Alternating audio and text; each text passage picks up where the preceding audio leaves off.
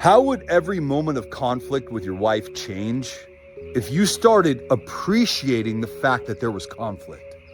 I want you to work on your mindset on this. Next time you have a conflict with your wife, just tell her, say, I'm so glad you're bringing this up. I appreciate this so much. Instead of getting negative about it, instead of being a victim, instead of complaining about it or getting upset about it or being passive aggressive when it happens, try standing in the eye of the storm and see the silver lining and the fact that every conflict is a gateway to a new relationship. Conflict is not a bad thing. It's actually a prerequisite in order for you guys to talk about the deeper issues, start to heal that stuff and work on it.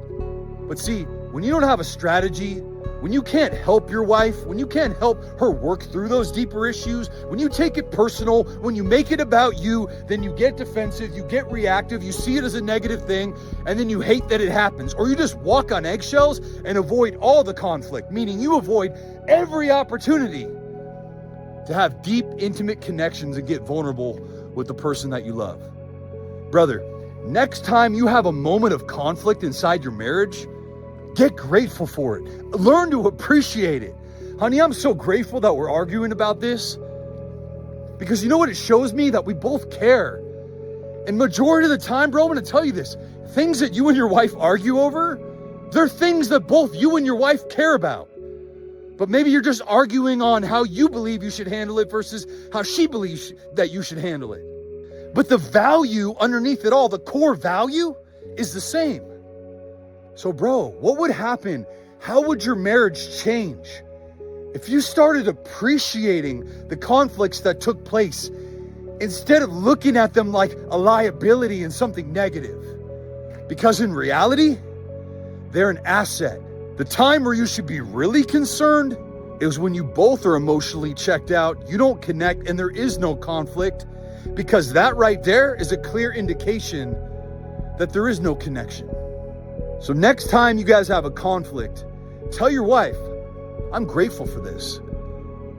Because you know what this shows us? That we both have something that we care about. So let's determine what that is. And let me stop shying away from something that feels uncomfortable for me. Let me learn how to lean in to this conflict and lead with de-escalation, conflict resolution, and a strategy to help us work down and niche down on what the real issue is.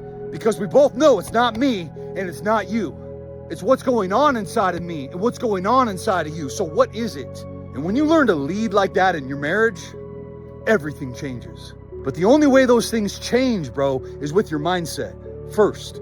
And if you want to know more about how to do this, this is one of the critical elements that we teach inside the academy, teaching men conflict resolution strategies, real tools, real skills, de-escalation, role-playing with them to help them do what? Become phenomenal communicators, working on their mindset, their emotional intelligence, and their conflict resolution so that what? They can meet any moment with whatever that moment most requires from them.